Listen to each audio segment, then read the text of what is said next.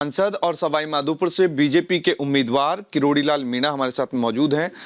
Sir, सियासी नब्ज आप बहुत बेहतर से राजस्थान की समझते हैं, लेकिन एग्जिट पोल के बाद आपका क्या कहना है? क्योंकि कई जो एग्जिट पोल्स हैं वो अशोक गहलोत या कांग्रेस के खेमे में जाते हुए दिखाई दे रहे हैं। दरअसल मैं आप जानते हो एग्जिट पोल 100% तो सही होते नहीं। पिछली से पिछले बार कांग्रेस को एग्जिट पोल 39 सीट दे रहे थे, जो कांग्रेस 21 सीटों पर सिमट गई थी। और मैं तो दरअसल में ज़मीनी हकीकत बताना चाहता हूँ कि मेरा कम से कम 62 जगहों पर मेरा पार्टी कार्यालय पर डिमांड आया था।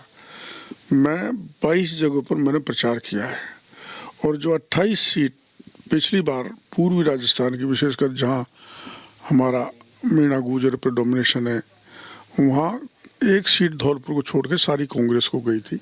उन 28 सीट में से 20 सीट भाजपा के पक्ष में जा रही है। तो मैं तो इन एग्जिट पोल को पूरी तरह से नकारता हूँ। जहाँ सबसे टफ एरिया था वहाँ सबसे ज़्यादा सीटें भारतीय जनता पार्टी को मिल रही है। पिछले 2018 के विधानसभा चुनाव में ये बात सत्य है कि पूर्वी राजस्थान में सबसे बड़ा डेंट जो है वो बीजेपी को पहुंचाया था, लेकिन अशोक गहलोत एक चीज को कह रहे हैं कि अंडर करंट था। तो अंडर करंट को लेकर के कितने आप आश्वस्त हैं? अंडर करंट का कोई कारण मेरे को लगता नहीं, बल्कि आक्रोश था सरकार के खिलाफ। आपको पता है 1,12,00,000 बच्चे विभिन्न परीक्षाओं में बैठे थे। सारे के सारे पेपर लीक हुए, और जो माफिया थे उनके खिलाफ पुख्ता कार्रवाई सरकार ने नहीं की। तो युवाओं में गुस्सा था, किसानों को जो संपूर्ण कर्ज माफी का भरोसा दिया था वो नहीं हुआ, किसानों में गुस्सा था, और भ्रष्टाचार चरम पर था, और जो है तुष्टीकरण चरम पर था।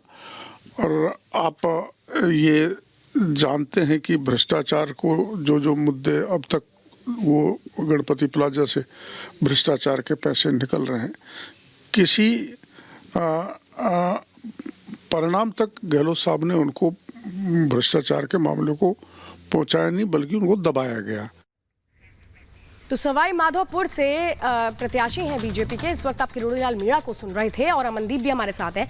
अमनदीप, ये बताइए, क्या एग्जिट पोल के बाद एक तरीके से डर लगने लगा है कांग्रेस को? जिस तरह से खरीद फरोख्त की बात अभी से शुरू कर दी गई है, बड़े बड़े आरोप लगाने शुरू कर दिए गए।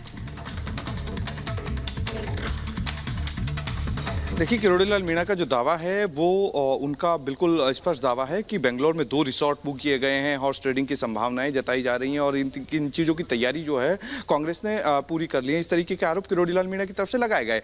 बहरहाल प्रताप सिंह खचरियावास मंत्री हैं अशोक गहलोत के, बहुत अपनी बात खुलकर रखते हैं। उन्होंने कहा कि अगर उस फिगर में हम रहे तो हम भी अपनी तैयारी करेंगे, बीजेपी भी अपनी तैयारी करेगी, इसमें कोई गलत बात नहीं है। लेकिन सत्ता को वापस पाने के लिए जो तैयारियां होंगी, तो क्या वो उसी ट्रेंड में होगी जो पिछले 4 साल में देखने को मिला? राजस्थान में रिसोर्ट पॉलिटिक्स देखने को मिली थी, कभी सूर्यगढ़ जैसलमेर, कभी फेरामाउंट जयपुर, कभी मानेसर। तो इन तमाम चीजों को लेकर के कहीं ना कहीं अभी असमंजस की स्थिति है। नंबर्स जो है, फिगर जो है, वो जादुई आंकड़ा जो है वो कौन क्लेम करता है, वो सबसे पहले किसके पक्ष में जाएगा, ये देखना दिलचस्प होगा। 3 तारीख को जब ये चीजें सामने आएंगी तो उसके बाद ये सारी चीजें तय हो पाएंगी कि सत्ता के हिसाब से रिवाज बदलेगा या राज बदलेगा। क्योंकि अभी जो इंटरनल चीजें निकल के सामने आई हैं, पिछली बार भी साइलेंट वोटर था लेकिन कम था, इस बार थोड़ा सा साइलेंट वोटर ज्यादा हुआ है।